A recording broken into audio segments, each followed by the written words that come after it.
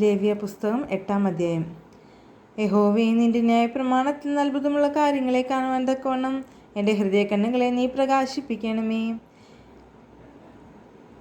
യഹോവ പിന്നെയും മോശയോട്, നീ അഹ്റോനെയും അവനോടുകൂടെ അവൻ്റെ പുത്രന്മാരെയും വസ്ത്രം, അഭിഷേക തൈലം, പാപയാഗത്തിനുള്ള കാള, 2 ആട്ടുകൊറ്റന്മാർ, കുട്ടയിൽ പുളിപ്പില്ലാത്ത അപ്പം എന്നിവയുമായി കൊണ്ടുവരികയും സഭയെ മുഴുവനും സമാഗമന കൂടാരത്തിൻ്റെ വാതിൽക്കൽ കൂട്ടുകയും ചെയ്യുക എന്ന് കൽപ്പിച്ചു.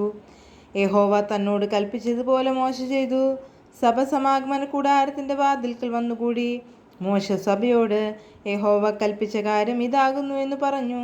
മോശ അഹ്റോനെയും പുത്രന്മാരെയും അടുക്കൽ വരുത്തി. അവരെ വെള്ളം കൊണ്ട് കഴുകി, അവരെ ഉള്ളം കിഴിവിച്ചു, നടുക്കെട്ട് കെട്ടിച്ച്, അങ്കി ധരിപ്പിച്ച്, ഏഫോദ് ഇടുവിച്ച്, ഏഫോദിൻ്റെ ചിത്രപ്പണിയായ നടുക്കെട്ട് കെട്ടിച്ച് അതിനാൽ അത് മുറുക്കി. അവനെ പതക്കം ധരിപ്പിച്ചു. പതക്കത്തിൽ ഊറിയമും തുമ്മിയമും വെച്ചു. അവൻ്റെ തലയിൽ മുടി വെച്ചു. മുടിയുടെ മേൽ മുൻവശത്ത് വിശുദ്ധ കിരീടമായ പൊൻപട്ടം വെച്ചു. യഹോവ മോശയോട് കൽപ്പിച്ചതുപോലെ തന്നെ മോശ അഭിഷേക തൈലം എടുത്തു. കൂടാരവും അതിനുള്ളതൊക്കെയും അഭിഷേകം ചെയ്തു ശുദ്ധീകരിച്ചു. അതിൽ കുറെ അവൻ യാഗപീഠത്തിന്മേൽ 7 പ്രാവശ്യം തളിച്ചു. യാഗപീഠവും അതിൻ്റെ ഉപകരണങ്ങളൊക്കെയും തൊട്ടിയും അതിൻ്റെ കാലും അഭിഷേകം ചെയ്ത് ശുദ്ധീകരിച്ചു. അവൻ അഹ്റോൻ്റെ തലയിൽ അഭിഷേക തൈലം ഒഴിച്ച് അവനെ അഭിഷേകം ചെയ്ത് ശുദ്ധീകരിച്ചു. മോശ അഹ്റോൻ്റെ പുത്രന്മാരെ വരുത്തി അങ്കി ധരിപ്പിച്ചു, നടുക്കെട്ട് കെട്ടിച്ചു, തലപ്പാവ് ഇടുവിച്ചു. യഹോവ മോശയോട് കൽപ്പിച്ചതുപോലെ തന്നെ അവൻ പാപയാഗത്തിനുള്ള കാളയെ കൊണ്ടുവന്നു. പാപയാഗത്തിനുള്ള കാളയുടെ തലയിൽ അഹ്റോനും പുത്രന്മാരും കൈവച്ചു.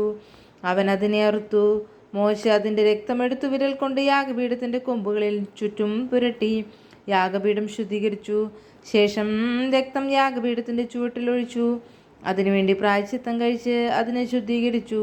കുടലിന്മേലുള്ള സകല മേധസ്സും കരളിന്മേലുള്ള വപയും മൂത്രപിണ്ഡം 2 അവയുടെ മേധസ്സും മോശയെടുത്തു യാഗപീഠത്തിന്മേൽ ദഹിപ്പിച്ചു. എന്നാൽ കാളയെയും അതിൻ്റെ തോൽ, മാംസം, ചാണകം എന്നിവയും അവൻ പാളയത്തിന് പുറത്ത് തീയിലിട്ട് ചുട്ടുകളഞ്ഞു. യഹോവ മോശയോട് കൽപ്പിച്ചതുപോലെ തന്നെ അവൻ ഹോമയാഗത്തിനുള്ള ആട്ടുകൊറ്റനെയും കൊണ്ടുവന്നു. അഹ്റോനും പുത്രന്മാരും ആട്ടുകൊറ്റൻ്റെ തലയിൽ കൈവച്ചു. അവൻ അതിനെ അറുത്തു. മോശ അതിൻ്റെ രക്തം യാഗപീഠത്തിന്മേൽ ചുറ്റും തളിച്ചു. ആട്ടുകൊറ്റനെ ഖണ്ഡം ഖണ്ഡമായി ഖണ്ഡിച്ചു. മോശ തലയും ഖണ്ഡങ്ങളും മേധസ്സും ദഹിപ്പിച്ചു. അവൻ അതിൻ്റെ കുടലും കാലും വെള്ളം കൊണ്ട് കഴുകി. മോശ ആട്ടുകൊറ്റനെ മുഴുവൻ യാഗപീഠത്തിന്മേൽ ദഹിപ്പിച്ചു. ഇത് സൗരഭ്യവാസനയായ ഹോമയാഗമായി യഹോവയ്ക്ക് ദഹനയാഗം. യഹോവ മോശയോട് കൽപ്പിച്ചതുപോലെ തന്നെ അവൻ കരപൂരണത്തിനുള്ള ആട്ടുകൊറ്റനായ മറ്റേ ആട്ടുകൊറ്റനെയും കൊണ്ടുവന്നു. അഹ്റോനും പുത്രന്മാരും ആട്ടുകൊറ്റൻ്റെ തലയിൽ കൈവച്ചു. അവൻ അതിനെ അറുത്തു. മോശ അതിൻ്റെ രക്തം കുറെയെടുത്ത് അഹ്റോൻ്റെ വലത്തെ കാതിന്മേലും വലത്തെ കൈയുടെ പെരുവിരലിന്മേലും വലത്തെ കാലിൻ്റെ പെരുവിരലിന്മേലും പുരട്ടി. അവൻ അഹ്റോൻ്റെ പുത്രന്മാരെയും വരുത്തി. മോശ രക്തം കുറേ അവരുടെ വലത്തെ കാതിന്മേലും വലത്തെ കൈയുടെ പെരുവിരലിന്മേലും വലത്തെ കാലിൻ്റെ പെരുവിരലിന്മേലും പുരട്ടി. ശേഷം രക്തം മോശ യാഗപീഠത്തിന്മേൽ ചുറ്റും തളിച്ചു. മേധസ്സും തടിച്ച വാലും കുടലിന്മേലുള്ള സകല മേധസ്സും കരളിന്മേലുള്ള വപ്പയും മൂത്രപിണ്ഡം 2 അവയുടെ മേധസ്സും വലത്തെ കൈകുറകും അവനെടുത്തു. യഹോവയുടെ സന്നിധിയിലുള്ള പുളിപ്പില്ലാത്ത അപ്പം ഇരിക്കുന്ന കുട്ടയിൽ നിന്ന് പുളിപ്പില്ലാത്ത ഒരപ്പവും എണ്ണയപ്പമായ ഒരു ദോശയും ഒരു വടയും എടുത്തു. മേധസ്സിന്മേലും കൈക്കുറകിന്മേലും വെച്ചു. അവയൊക്കെയും അഹ്റോൻ്റെ കയ്യിലും അവൻ്റെ പുത്രന്മാരുടെ കയ്യിലും വെച്ച് യഹോവയ്ക്ക് നീരാജനം ചെയ്തു.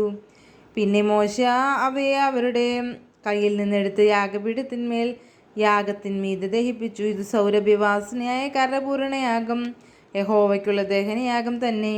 മോശ അതിൻ്റെ നെഞ്ചെടുത്ത് യഹോവയുടെ സന്നിധിയിൽ നീരാജനാർപ്പണമായി നീരാജനം ചെയ്തു. അത് കരപൂരണത്തിൻ്റെ ആട്ടുകൊറ്റനിൽ മോശയ്ക്കുള്ള ഓഹരിയായിരുന്നു. യഹോവ മോശയോട് കൽപ്പിച്ചതുപോലെ തന്നെ മോശ അഭിഷേക തൈലവും യാഗപീഠത്തിന്മേലുള്ള രക്തവും കുറേശ്ശെ എടുത്തു. അഹ്റോൻ്റെ മേലും അവൻ്റെ വസ്ത്രത്തിന്മേലും അവൻ്റെ പുത്രന്മാരുടെ മേലും പുത്രന്മാരുടെ വസ്ത്രത്തിന്മേലും തളിച്ചു. അഹ്റോനെയും അവൻ്റെ വസ്ത്രത്തെയും അവൻ്റെ പുത്രന്മാരെയും പുത്രന്മാരുടെ വസ്ത്രങ്ങളെയും വിശുദ്ധീകരിച്ചു. അഹ്റോനോടും അവൻ്റെ പുത്രന്മാരോടും മോശ പറഞ്ഞതെന്തെന്നാൽ, മാംസം നിങ്ങൾ സമാഗമന കൂടാരത്തിൻ്റെ വാതിൽക്കൽ വെച്ച് പാകം ചെയ്ത് അഹ്റോനും പുത്രന്മാരും അത് തിന്നണമെന്ന് എനിക്ക് കൽപ്പന ഉണ്ടായതുപോലെ അവിടെ വെച്ച് അതും കരപൂരണത്തിൻ്റെ കുട്ടയിലിരിക്കുന്ന അപ്പവും തിന്നുവീൻ. മാംസത്തിലും അപ്പത്തിലും ശേഷിക്കുന്ന നിങ്ങൾ തീയിലിട്ട് ചുട്ടുകളയണം. നിങ്ങളുടെ കരപൂരണ ദിവസങ്ങൾ തികയോളം നിങ്ങൾ 7 ദിവസത്തേക്ക് സമാഗമന കൂടാരത്തിൻ്റെ വാതിൽ വിട്ട് പുറത്തു പോകരുത്. 7 ദിവസം അവൻ നിങ്ങൾക്ക് കരപൂരണം ചെയ്യും. നിങ്ങൾക്ക് വേണ്ടി പ്രായശ്ചിത്തം കഴിപ്പാൻ ഇന്ന് ചെയ്തതുപോലെ ഇനിയും ചെയ്യേണ്ടതിന് യഹോവ കൽപ്പിച്ചിരിക്കുന്നു.